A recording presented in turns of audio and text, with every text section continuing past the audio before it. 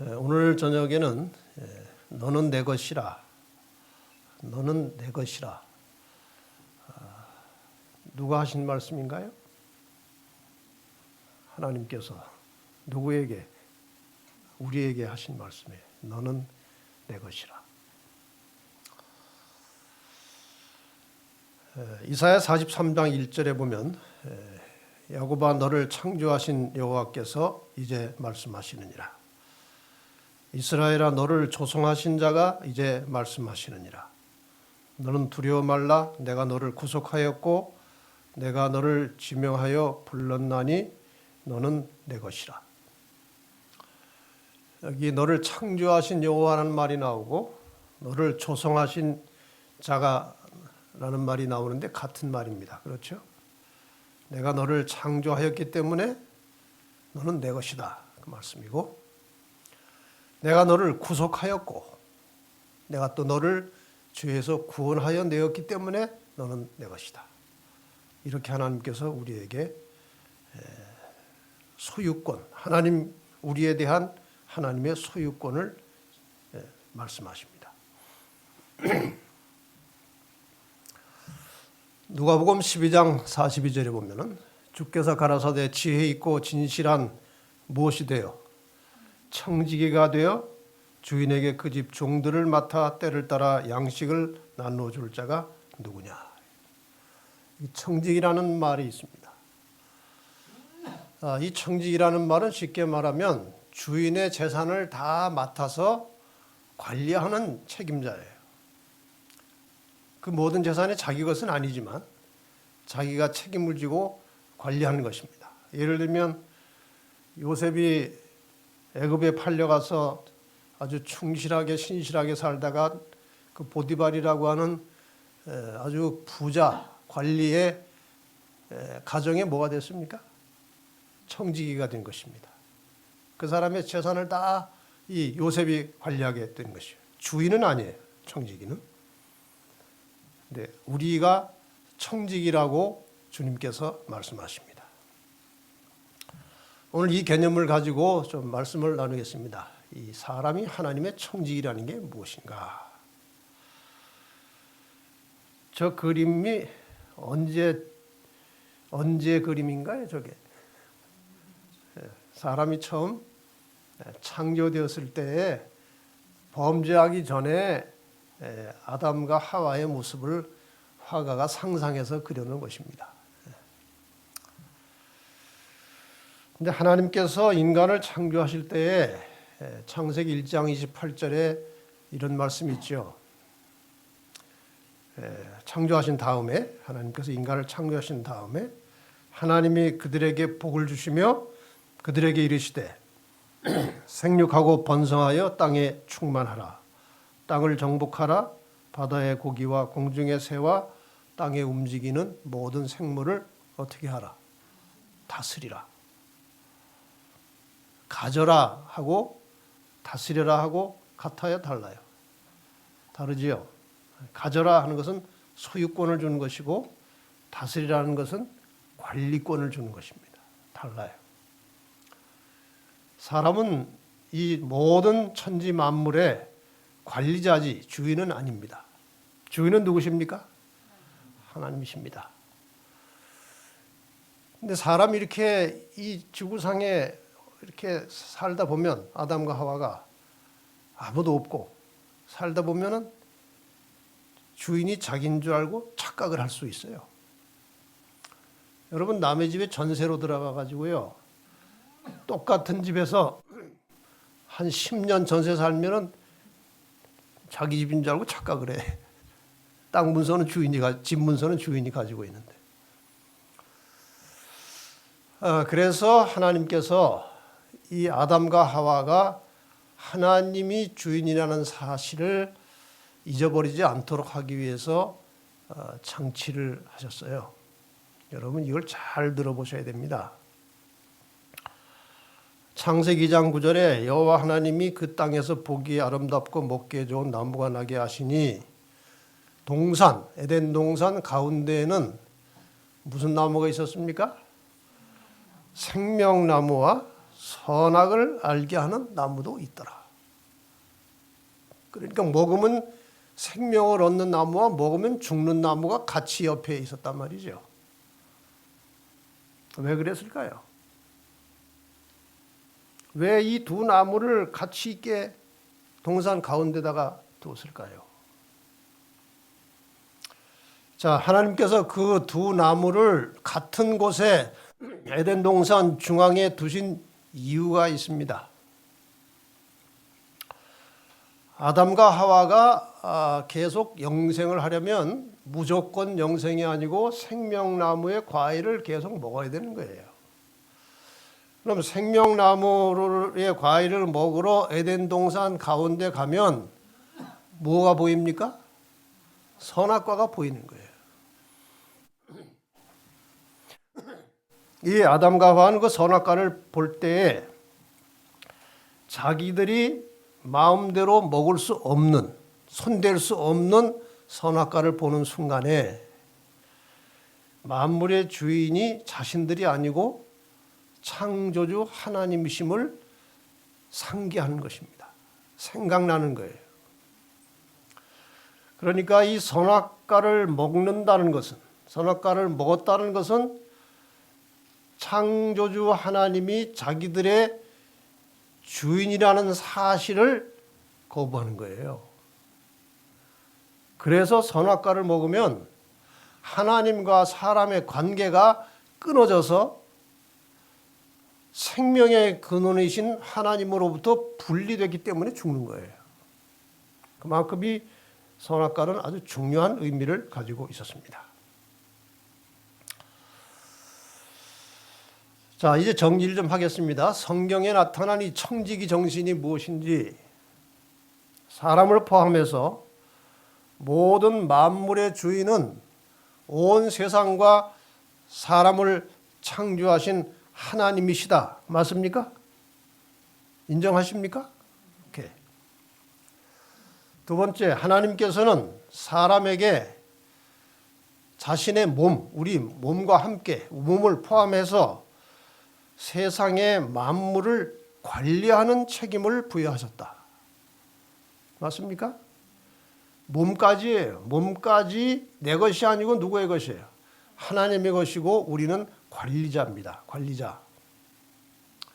그래서 성경이 말하는 선한 청지기는 이 자신에게 속한 모든 것들을 자신의 것으로 생각하지 않고 하나님의 것으로 생각하고 관리한 것이 청지기 정신이에요. 청지기 정신. 자, 여러분이나 제가 여러 가지 많은 것들을 가지고 있는데 그 중에서 제일 중요한 것이 뭡니까? 생명이에요. 생명은 곧 시간입니다. 사람은 생명과 시간을 가지고 있습니다. 그 다음에 이 생명을 유지하려면 먹고 살아야 되는데 뭐가 있어야 돼요?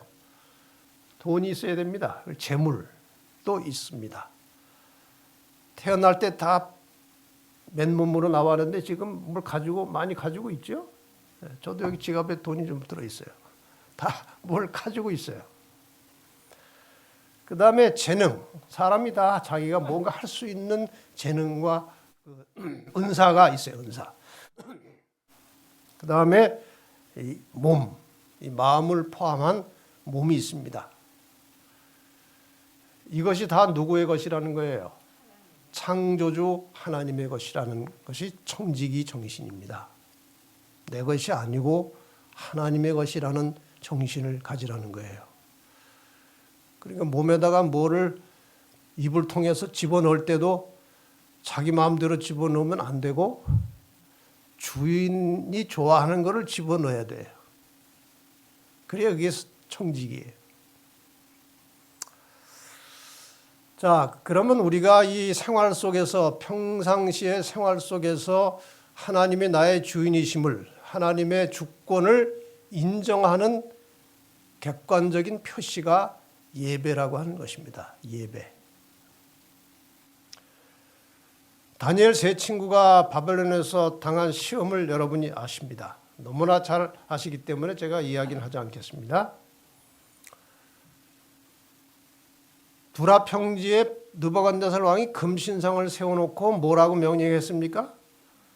굽혀서 엎드려서 절하라 그랬어요. 절하라. 하나님께 기도할 때 굽히는 자세를 취하는 것은 마땅한 것입니다.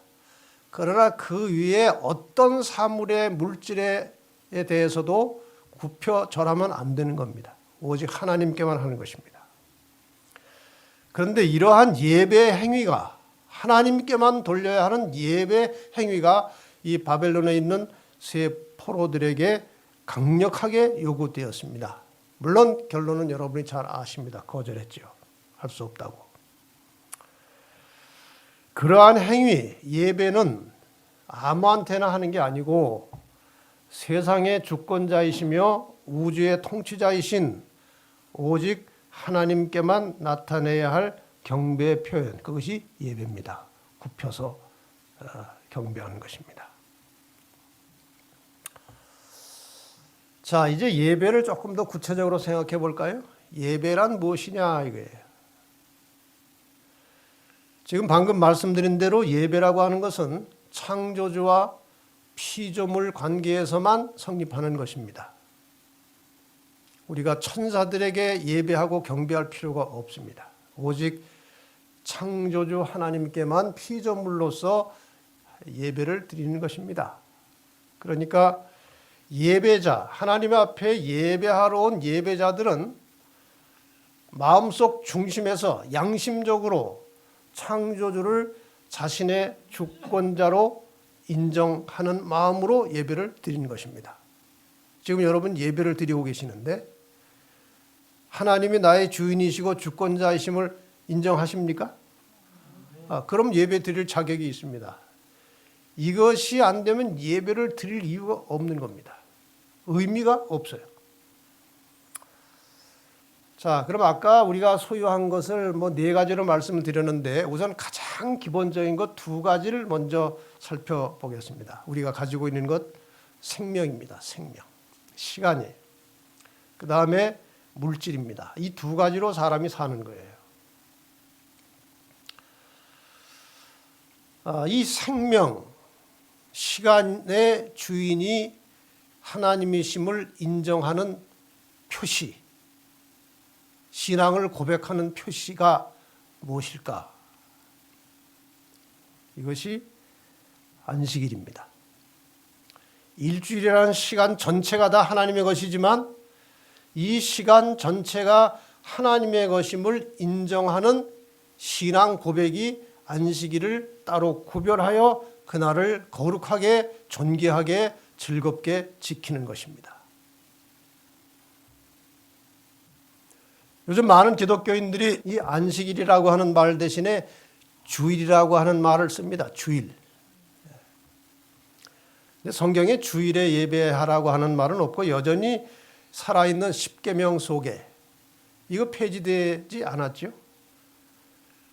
어떤 사람이 종종 예수님께서 십자가에 돌아가심으로 계명이 폐지됐다, 율법이 폐지됐다고 말씀하시는 분들이 종종 계신데 그 큰일 날 말입니다.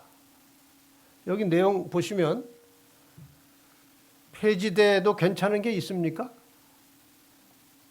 하나님 외에 다른 신 섬겨도 됩니까? 간음해도 됩니까? 거짓말해도 됩니까? 여기에 폐지될 것 하나도 없어요. 안식일 계명도 마찬가지입니다.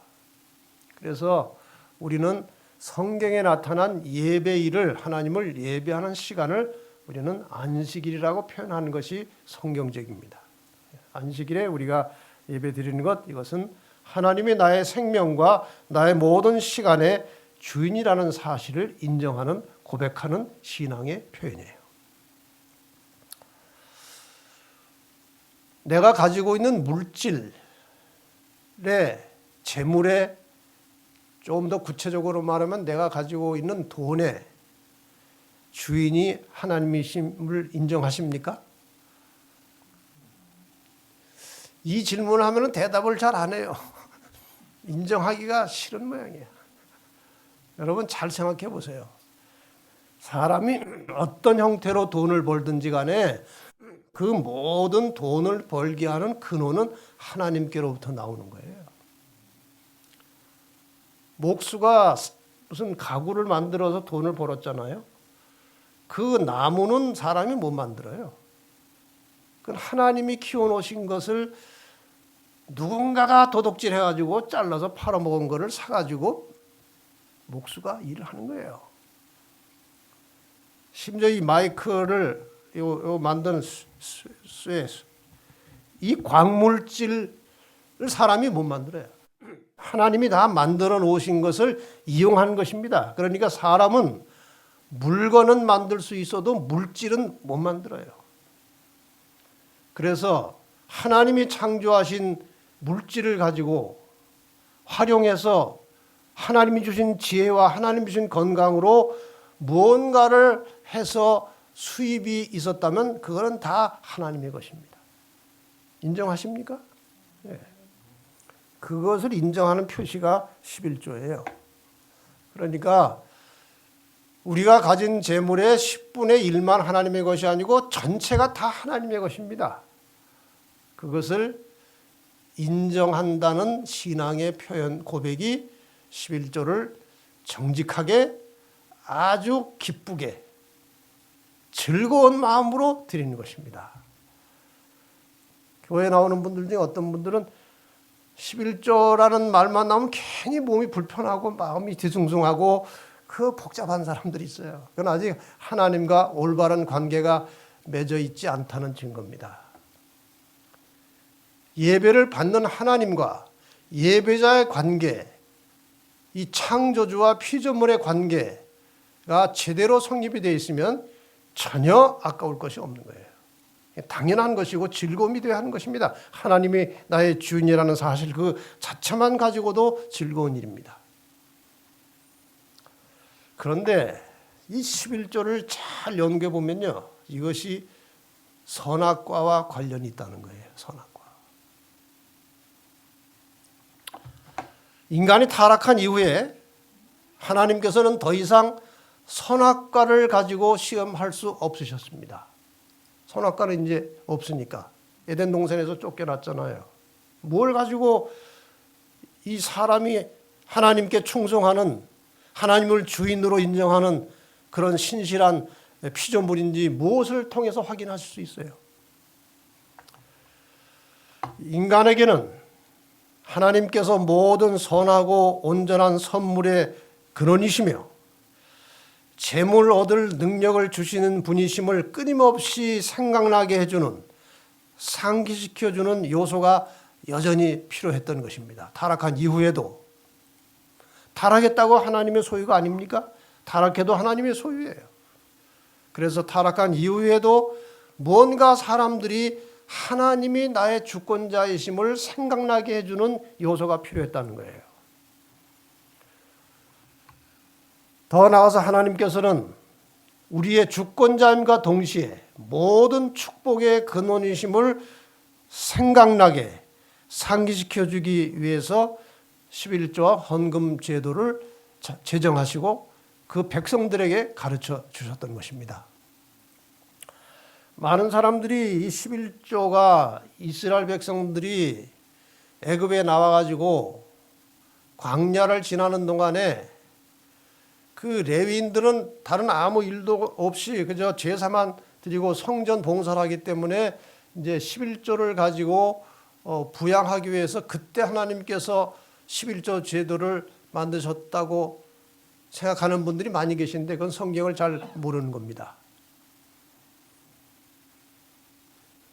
이 광야에 나와서 하나님께서 이스라엘 백성들을 교육시켰던 것은 그 이전에 이미 하나님의 백성들에게 말씀하셨던 것을 다시 확인시켜 주는 거예요. 내가 너희를 강한 손과 편팔로 애굽에서 인도하여 내었나니 그러므로 너희는 내 안식일을 지켜라. 이전에도 안식일을 지켰는데 애굽에서 안식일을 잘 못 지켰기 때문에 이제는 내 백성이 됐으니 안식일을 지켜라고 말씀하신 것이고 11조도 마찬가지입니다. 이스라엘 백성들이 광야에 나오기 전에 오래전이죠. 이스라엘의 조상 아브라함도 11조를 드린 기록이 있습니다. 창세기 14장 20절에 너희 대적을 내 손에 붙이신 지극히 높으신 하나님을 찬송할지로다 하매 아브라함이 그 얻은 것에서 10분 1을 멜기세덱에게 주었더라. 우리가 멜기세덱이라는 존재에 대해서는 우리가 근원을 알 수가 없습니다. 그러나 아마 그 당시 아브라함 당시에 아마 제사장 역할을 했던 그런 사람 인물이었던 것 같습니다. 야곱도 마찬가지입니다. 창세기 28장 20절에 내가 기둥으로 세운 이 돌이 하나님의 전이 될 것이요. 이제 외삼촌 집으로 도망가다가 노숙을 했잖아요. 노숙자가 하루 됐었잖아요. 노숙자. 그 다음에 거기서 꿈을 꾸고 이제 하나님과 자기를 연결하고 있는 사다리를 본 다음에 너무나 감격하고 감사해서 거기다 이제 돌기둥을 하나 세워서 기념비를 만들고 서원을 했습니다. 하나님께서 내게 주신 모든 것에서 10분의 1을 내가 반드시 하나님께 드리겠나이다. 여기서도 11조가 나오는 걸 보면은 이 11조 제도는 아까 말씀드린 대로 인간이 타락한 이후에 사람이 자기의 모든 소유물이 자기 것이 아니고 하나님의 것임을 고백하는 신앙의 표현으로 이미 오래전에 하나님께서 11조를 가르쳐 주셨다는 배경이 있는 겁니다. 또 가만히 생각해 보면 안식일도 선악과와 관련이 있다는 겁니다. 안식일도. 보십시다. 에덴 동산에서 하나님께 대한 아담과 하와의 충성의 시금석은 선악과였습니다. 이 선악과가 에덴 동산 중앙에 위치해 있었던 것과 같이 안식일도 10계명의 중앙에 있다. 한번 볼까요? 이건 성경의 히브리, 성경의 구약의 원어 히브리어로 된 10계명이에요. 근데 안식일이 어디쯤 있는가 하면 여기 있어요. 에덴 동산 중앙에 선악과가 있었던 것처럼 10계명의 가운데에 안식일이 들어있어요. 선악과를 먹으면 정령 죽으리라고 하셨는데 하나님께서 직접 통치하시던 광야 시대에 이스라엘 백성이 광야에서 안식일을 범하면 죽임을 당했습니다. 그 한 사례가 민수기 15장 32절로 36절에 안식일에 나무하러 갔다가 발각이 돼가지고 이 어떻게 할지 몰라서 이제 당황하고 있을 때 하나님께서 죽이라고 그랬어요. 그만큼 이 안식일은 하나님과 피조물 사이에 매우 중요한 시금석이에요. 그렇다면 인간의 타락 이전 선악과가 창조주께 대한 충성의 시금석이었던 것과 같이 오늘날에도 안식일은 또 11조는 창조주 하나님에 대한 충성의 시금석으로 변함이 없는 겁니다. 다시 말해서 이 선악과를 먹지 않음으로 하나님과 피조물의 관계가 지속적으로 연결되어 있었던 것처럼 우리가 11조와 안식일을 구별하여 거룩하게 함으로써 하나님과 우리의 관계가 거룩하게 연결된다는 거예요. 그만큼 이건 중요한 제도입니다. 그래서 동시에 이 11조와 안식일은 인간의 충성의 시금석 혹은 의무이기도 하지만 이것이 하나님의 축복의 통로가 된다는 것입니다. 이것을 잘 지키면 하나님이 우리를 지켜주신 것입니다.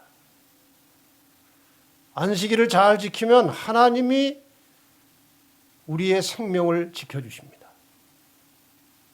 11조를 잘 지켜 행하면 하나님이 우리의 재산과 재물을 지켜주시는 것입니다.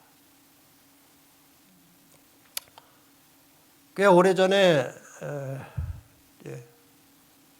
강원도 설악산 근처에 무슨 도시가 있습니까? 설악산 옆에 있는 게 무슨 도시예요? 속초? 네, 속초에 신실한 재림교회 장로님이 계셨습니다. 근데 이분은 직업이 씨앗 가게 그리고 비닐하우스를 몇 동 하고 있었습니다. 근데 이분은 안식일을 잘 지켰어요. 안식일을 즐겁게 맞이하고 준비하고 지켰습니다. 11조 철저하게 드리셨어요. 근데 그분 11조 드린 이야기가 참 특이한 거예요. 씨앗 가게에다가 11조 통을 하나 만들어 놓고 거래가 있을 때마다 11조를 구별해서 드렸어요. 얼마나 번거롭고 복잡합니까? 근데 이분은 그것이 즐거움이었습니다. 재물을 만질 때마다 누굴 기억하는 거예요? 하나님을 기억하는 것입니다. 하나님 감사합니다. 그리고 안식일이 되면, 예배일이 되면 그 통을 들고 성전으로 가는 겁니다. 여러분, 안식일에, 예배일에 11조를 들고 성전으로 올라가는 성도의 모습을 하나님이 기뻐하십니다. 이것이 하나님의 나의 창조주시라는 아주 솔직한 정직한 신앙의 고백이에요. 어느 날 이 속초 지역에 눈이 많이 왔어요. 눈이 1m 이상 왔어요. 그 눈 무게 때문에 그 속초에 있는 모든 비닐하우스가 다 무너졌습니다. 근데 이 장로님의 비닐하우스만 안 무너졌어요. 여러분, 그게 재수가 좋은 겁니까? 하나님을 안 믿는 사람들까지도 저 장로가 평소에 하나님 잘 믿더니 저 하나님이 지켜주셨네. 그런 거예요. 오늘도 우리가 순수하고 단순한 믿음으로 하나님 말씀에 순종하면 하나님께서 여전히 오늘도 기적을 일으켜 주십니다.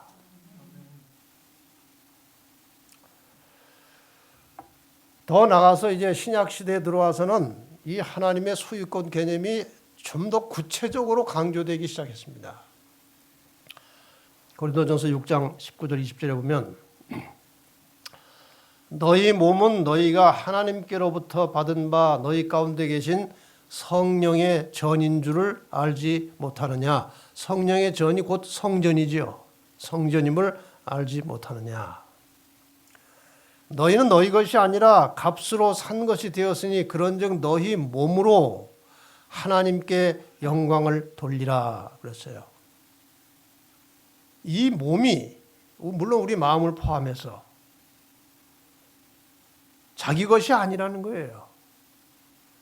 성령이 계시는 전이라는 것입니다. 여러분, 성전에는 반드시 있어야 될 것 두 가지가 있습니다. 하나는 하나님이 계시는 것이고 하나는 계명이 있는 거예요. 하나님의 계명과 성전은 절대로 분리될 수 없는 겁니다. 그래서 예수님께서 십자가에 돌아가심으로 성전에 있던 휘장이 찢어지고 그 속의 것이 다 드러남과 동시에 더 이상 하나님의 계명은 성전에 있지 않고 우리 마음에 옮겨졌어요. 그리고 성령께서 오심으로 우리 마음에 임재하게 되심으로 우리의 마음이, 우리의 몸이 하나님이 거하시는 성전이 된 것입니다. 그래서 이것이 너희 것이 아니다. 값으로 산 것이 되었다 그랬어요. 이 죽어버릴 것인데 이 존재가. 예수님께서 피값을 지불하시고 우리를 사셨어요. 더 이상 내 몸이 내 것이 아니라는 거예요. 그러므로 너희 몸으로 하나님께 영광을 돌리라. 그래서 하나님께서는 사람에 대해서 이중적 소유권을 주장하신다고 되어 있습니다. 이중적 소유. 첫째로 하나님께서는 사람을 창조하셨기 때문에 모든 인간은 하나님의 소유입니다. 인정하십니까? 네. 두 번째로 죄인을 살리시기 위하여 예수님의 십자가 보혈로 죄값을 지불하시고 우리를 구원하셨기 때문에 모든 성도는 하나님의 소유입니다. 인정하십니까? 그래서 하나님께서 우리에 대하여 이중적 소유권을 주장하신다는 겁니다. 그래서 우리 몸에 들어가는 음식이나 우리 몸에서 나오는 말이나 다 하나님의 영광을 위하여 해야 된다는 겁니다. 자, 다시 한번 하나님이 주신 것들, 우리가 가지고 있는 것들 한번 생각해 보십시다. 생명, 시간, 재물, 재능, 몸, 마음. 이게 누구 것이라고요? 하나님의 것이에요. 내 것이 아니에요. 근데 우리가 성경 전체를 보면은 이 하나님이 주신 것들을 어떻게 사용할지에 대한 구체적인 개념이 나와 있습니다. 이미 말씀드린 부분도 있기 때문에 간략하게 말씀을 드리겠습니다. 우리의 생명과 시간이 하나님의 것임을 고백하고 인정하는 표시로 우리가 안식일에 하나님, 창조주 하나님께 예배드리는 것이라고 말씀드렸습니다. 그 다음에 우리의 재물을 어디에 쓸 것이냐? 11조를 통해서 하나님의 창조주 주권자이심을 인정하라고 말씀하셨고, 또 사람과의 관계에서는 늘 내가 가진 재물을 다른 사람을 위해서 나누어주고 베풀고 구제하라고 말씀하셨어요. 성경에 보면은 이런 이야기가 많이 나옵니다. 한 부자 청년이 예수님께 찾아왔잖아요. 어떻게 해서 구원받습니까? 사실 이 부자 청년은요, 자기 나름대로 예수님한테 칭찬 들을 거라고 생각하고 온 겁니다. 철저하게 살았거든요. 그랬더니 이 예수님께서 계명들을 지켜라 그랬어요. 그거 제가 어릴 때부터 철저하게 잘 지켰습니다. 간음하지 말라, 도둑질하지 말라, 그거 제가 안식일 지켜라 잘 했습니다. 그 다음에 어떻게 됩니까? 그랬더니 예수님이 너 부족한 게 하나 있는데 너 가진 것을 팔아서 가난한 자들에게 나누어 주고 나를 따라와라 그랬어요. 이 청년이 재물이 많음으로 근심하며 돌아갔어요. 팔아서 나눠 주려고 갔어요? 아니요. 그 말은 내가 못 듣겠다고 간 거예요. 구약 시대에도 하나님께서 이스라엘 백성들에게 농사 지을 때도요, 여러 가지로 구제하고 나누어 줄 것을 말씀하셨어요. 너희가 추수를 하더라도 그 밭 한 고랑은 좀 남겨둬라. 그거 좀 나그네들이 먹게, 가난한 자들이 가져가게 좀 남겨둬라. 심지어는 무슨 말씀까지 하시는가 하면은 너희가 추수한 것을 마차에 싣고 가다가 떨어진 것 다시 줍지 말아라. 그 가난한 사람들 주워 좀 가지고 가게.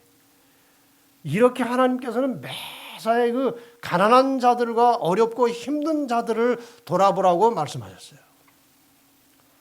그래서 이 모든 나의 재물의 주인이 하나님이라고 인정한다면 내가 가지고 있는 물질, 내가 가지고 있는 소유물 중에 너그럽게 다른 사람에게 베풀고 나누고 구제하는 습관을 가지라는 거예요. 이게 청지기의 직분을 제대로 감당하는 것이라고 가르쳐 주신 것이죠. 그 다음에 우리가 가지고 있는 은사, 재능, 할 줄 아는 모든 것, 이것은 선교하는 일에 하나님을 다른 사람들에게 가르쳐주고 하나님을 소개하고 죽어가는 죄인들을 살려내는 일에 내 가진 재능과 은사를 사용하라는 거예요. 물론 이것을 가지고 우리가 돈을 버는 데도 써야 되겠지만 더 나아가서 궁극적인 목표는 하나님께서 인간을 구원하시는 그 놀라운 복음의 소식을 사람들에게 전하면서 살라고 말씀하신 것입니다. 그 다음에 다른 사람을 위해서 봉사하라는 게 봉사. 내가 무슨 발 마사지를 잘하느냐? 그럼 봉사하는 거예요. 내가 말을 잘하느냐? 그럼 다른 데 가서 다른 사람한테 가서 말로 도와줄 것을 찾아보라는 거예요. 우리가 우리 가진 재능을 가지고 자기만 밥 벌어 먹고 사는데 쓴다면 아주 불행한 것입니다. 자기 가진 것을 가지고. 예를 들어서 우리 김민주 자매가 언어를 잘하면 그거 가지고 대사관 취직해서 월급만 받고 살 것이 아니고 아주 좋은 복음을 번역해가지고 그걸 알지 못하는 사람들에게 나눠주라는 거예요. 항상 우리의 사는 목표는 가난하고 어렵고 힘든 사람들을 도와주고 더 나아가서 복음을 전하는 일에 쓰라는 거예요. 이 말씀은 제가 우리의 그리스도인 삶에 매우 중요한 핵심적인 요소이기 때문에 다음 금요일 저녁에 다시 더 자세하게 말씀을 드리려고 합니다. 그 다음에 몸과 마음을 건강하게 건전하게 관리하라고 하나님께서 말씀하셨습니다. 우리 몸속에 들어가는 음식은 건강에 해로운 것은 삼가고 건강에 좋은 음식 먹고 더 나가서 마음 관리를 잘하라는 거예요. 여러분이 잘 아시는 그 말씀 데살로니가전서 5장 16절로 18절에 무슨 말씀이 있어요? 네? 항상 기뻐하라. 쉬지 말고 기도하라. 범사에 감사하라. 그 다음 말씀이 뭡니까? 이는 그리스도 예수 안에서 너희를 향하신 하나님, 우리의 주인, 우리의 주권자이신 하나님의 뜻이니라 그랬어요. 왜 하나님께서 우리가 기쁘게 살고 감사하며 살고 늘 기도하며 살기를 원하십니까? 그게 만병통치거든요. 우리의 몸을 건강하게 하는 데 있어서 이 마음에서 솟아나오는 그 기쁨과 감사는요, 우리를 아주 건강하게 해주는 매우 중요한 요소예요. 미국의 어떤 사람이 교통사고를 당해가지고요, 몸이 다 망가졌어요. 성한 데가 하나도 다 망가졌어요. 아주 절망이에요. 근데 뭐 여기저기 이제 대충 병원에서 치료를 받고 뭐 더 이상 치료할 것도 없어요. 너무나 다 망가졌어요. 근데 이 사람이 작심을 하고 아침부터 저녁까지 감사를 시작합니다. 감사. 하나님, 감사합니다. 이 생명이라도 붙여주셔서 감사합니다. 이 손가락이 10개인데 그래도 2개를 안 부러지게 해주셔서 감사합니다. 이렇게 해서 하루 종일 감사의 마음을 품고 살았어요.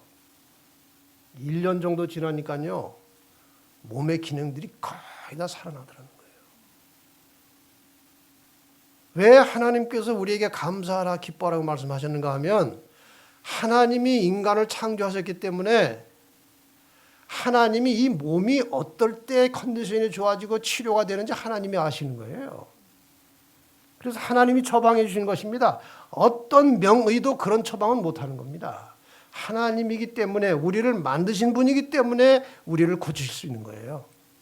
그렇게 해서 이렇게 여러 가지 교훈들을 다 주셨는데, 그러니까 성경에 기록된 하나님께서 주시는 모든 말씀은요, 우리가 순종해가지고 하나님 기분 좋게 하는 게 아니고 하나님의 말씀 순종하는 것 자체가 다 우리에게 축복이 되는 것입니다. 믿으십니까? 네, 축복이 되는 거예요. 그래서 하나님께서 우리에게 그렇게 하라고 말씀하셨어요. 그래서 고린도전서 10장 31절에 있는 말씀 보면은 그런즉 너희가 먹든지 마시든지 그 다음에 뭐예요? 무엇을 하든지 먹든지 마시든지 무엇을 하든지 다 하나님의 영광을 위하여 하라. 그분이 우리의 주인이시기 때문에 그렇게 말씀하셨습니다. 이 이야기를 드리고 이제 마치겠습니다. 우리가 청지기로서 하나님께서 우리에게 주신 모든 것을 어떻게 사용하느냐가 얼마나 중요한지에 대한 이야기가 마태복음 25장의 3가지 비유를 통해서 예수님께서 생생하게 가르쳐 주셨습니다. 10처녀의 비유가 나오고 달란트의 비유가 나오고 양과 염소의 비유가 나오죠. 마태복음 25장에. 24장에는 재림의 장입니다. 재림을 말씀하시고 재림을 준비하는 데 있어서 무엇이 필요한지를 이 비유를 통해서 말씀하셨습니다. 오늘 주제와 연관시켜서 말씀을 드린다면 예수님께서 재림하실 때에 우리가 받은 청지기 직분을 어떻게 수행했는지 확인하시는 거예요. 그래서 하늘에 살 자들을 가려내시는 것입니다. 청지기를 잘 했는지 잘 못했는지. 자, 이 세 가지 비유를 간단하게 살펴봅시다. 열 처녀의 비유가 있죠. 이것은 하나님께서 우리에게 주신 성령의 선물을 올바로 사용했느냐. 그러니까 매일매일 기도로서 성령의 능력을 빌려서 성령의 인도하심을 따라서 살았느냐. 그것을 보시는 거예요. 우리에게 주셨으니까 그것을 어떻게 사용했는지 보시는 것입니다. 그 다음에 이제 달란트의 비유는 이렇게 성령의 인도하심을 따라서 사는 사람들은 이 재물과 재능을 하나님의 뜻대로 사용합니다. 그래서 이 달란트의 비유는 하나님께서 우리에게 주신 재물과 재능을 사용했느냐, 묻어두었느냐, 이거를 물으시는 거예요. 나쁜 일을 한 것을 따지는 게 아니에요. 하나님이 주신 것을 어떻게 사용했느냐 하는 거예요. 세 번째 양과 염소의 비유는 하나님이 주신 재물과 재능을 사용하긴 했는데 누구를 위해서 썼느냐 이걸 따지는 거예요. 하나님이 주신 재물과 재능을 누구를 위하여 어떻게 사용했느냐. 여기에 합격한 양들에게 하신 말씀이 뭡니까? 너희는 내가 죽일 때 먹을 것을 주었고 내가 목마를 때 마실 물을 주었고 나그네 되었을 때 영접하였고 벗었을 때 옷을 주었고 너희가 이것을 했느니라. 우리가 언제 그걸 했습니까? 주님께. 너와 함께 살아가고 있는 가난하고 어려운 이웃들, 지극히 작은 자들에게 한 것이 곧 내게 한 것이다. 그러므로 너희는 창세로부터 예비된 아버지의 나라를 상속받아라. 그만큼 청지기의 직분, 하나님께서 우리에게 주신 것을 어떻게 사용했느냐 하는 것이 결국 마지막 하나님께서 인간들을 하늘로 데려가시기 위해서 자격을 심사하시는 심사 자료예요. 그 자료예요, 자료. 죄라고 하는 게 무엇이냐? 성경에 의하면 하지 말라고 하는 것이 죄예요. 또 다른 의미는 하라고 하는 것을 하지 않는 것도 죄예요. 여러분 이걸 잘 아셔야 돼요. 교회 다니는 사람들이 나쁜 짓 그렇게 많이 하지 않아요. 하지 말라고 한 건 막 해서 나쁜 짓 하고 죄 짓고 하진 않아요. 대체로. 근데 하라고 하는 것을 하지 않는 죄는 많이 짓습니다. 염소들의 죄는 가난하고 힘들고 불쌍한 이웃들을 위하여 아무것도 하지 않은 것이 염소의 죄예요. 나쁜 일 한 게 아니에요. 하지 않은 게 죄예요.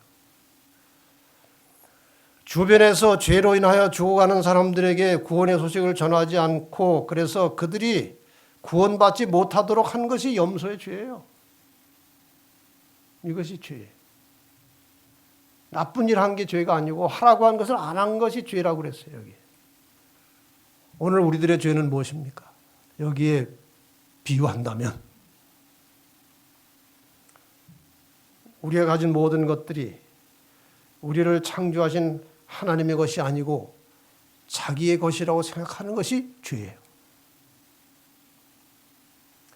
그래서 우리가 가지고 있는 대부분의 소유를 자신의 욕망과 욕심을 채우기 위해서 이기적으로 사용하는 것이 죄예요. 그래서 다른 사람에 대하여 너그럽지 못하고 용서하지 못하고 희생하지 않고 대접하지 않는 것이 죄예요. 우리가 나쁜 일은 안 하지만 이런 죄는 많이 짓지 않습니까? 이런 죄. 그런데 양과 염소를 구분할 때 지적하신 죄는 바로 이런 죄입니다. 한 이야기를 드리고 마치겠습니다. 얼마 전에 이제 제 핸드폰에 누가 뭘 보냈는데 보니까 삼성연구원의 아내가 쓴 간증이에요. 삼성연구원에 한 20년 다닌 베테랑인데 암이 걸려서 이제 죽어가는 거예요. 그걸 간호하는 아내가 옆에서 그거를 지켜보면서 장문의 간증문을 썼어요.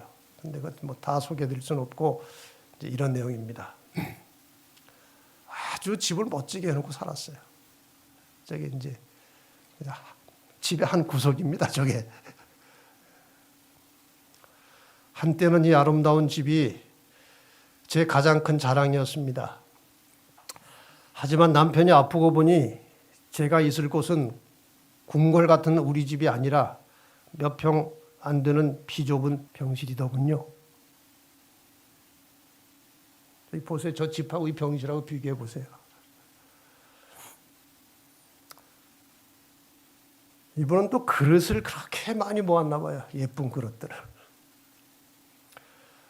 바라만 봐도 뿌듯했던 참으로 고운 접시들, 참으로 이쁜 그릇들, 그 수많은 이쁜 그릇들도 남편과 함께하는 병실에선 아무 소용이 없더이다. 내가 황량한 병실에서 쓸 수 있는 건 보잘것없는 플라스틱 접시와 종이컵뿐이더군요.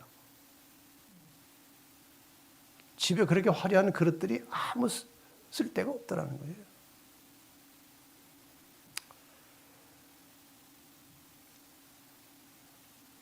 열다섯자 붙박이장이 가득한 수많은 옷들과 제가 사랑에 맞지 않던 명품 백들, 이 또한 제 것이 아니었습니다. 남편과 함께하는 병실에선 편한 추리닝과 레깅스면 족하더이다. 이 레깅스가 전 뭔 말인지 몰라가지고 찾아봤더니 그냥 몸에 쫙 달라붙어서 신축성 있는 편안한 옷이라고 합니다. 귀히 여기던 명품 백도 필요 없더이다.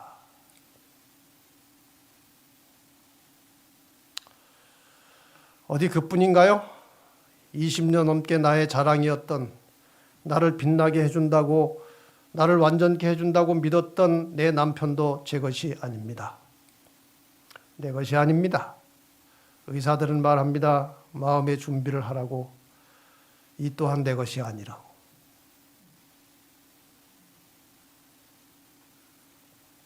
이젠 압니다.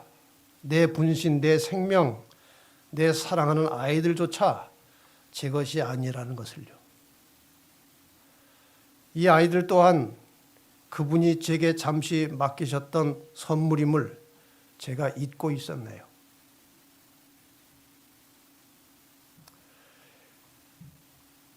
이와 같은 이유로 근심, 염려 또한 제 것이 아닙니다. 적혈구 수치가 모자라 수혈을 해도, 의사가 제 아무리 무서운 말을 해도 그것은 내 것이 아닙니다. 내 아버지의 것입니다.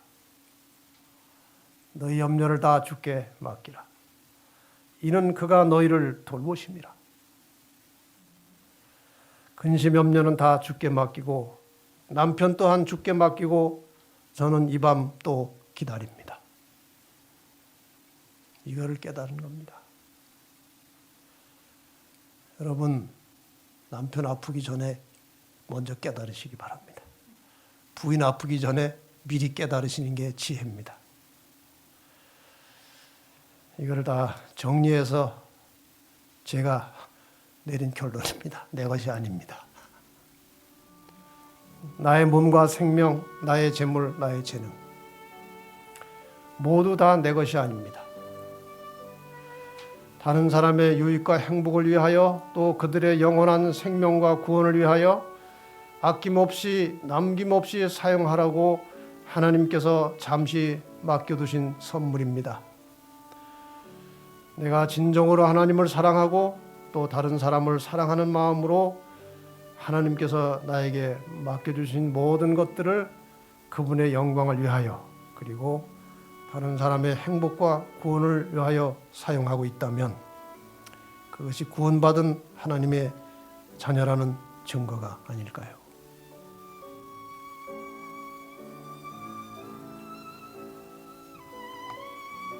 그러므로 무엇이든지 남에게 대접을 받고자 하는 대로 너희도 남을 대접하라. 이것이 율법이요 선지자니라. 기도하시겠습니다. 하나님 아버지, 오늘 이 저녁에도 말씀을 통해서 우리가 청지기임을 다시 한번 깨닫게 해주셔서 감사합니다. 하나님은 창조주이시고 우리는 피조물임을, 하나님께서 우리에게 주권자이시고 우리는 구원받은 하나님의 자녀들인 것을 다시 한번 깨우쳐 주셔서 감사합니다.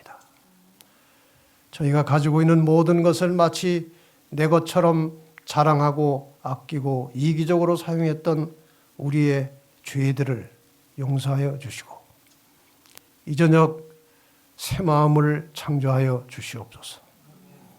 내가 가진 모든 것이 내 것이 아니고 하나님께서 내 이웃들에게 사랑과 자비와 용서를 베풀도록 맡겨두신 선물인 것을 평생 동안 잊지 말게 하시고 하나님의 뜻을 따라 베풀고 나누는 일에 순종하는 삶을 살게 하여 주시옵소서. 그래서 우리의 품성이, 이기적이고 교만한 우리의 품성이 겸손하고 이타적인 품성으로 변화되게 하여 주시옵소서. 주님을 닮게 하여 주시옵소서. 예수님의 이름으로 간절히 기도합니다.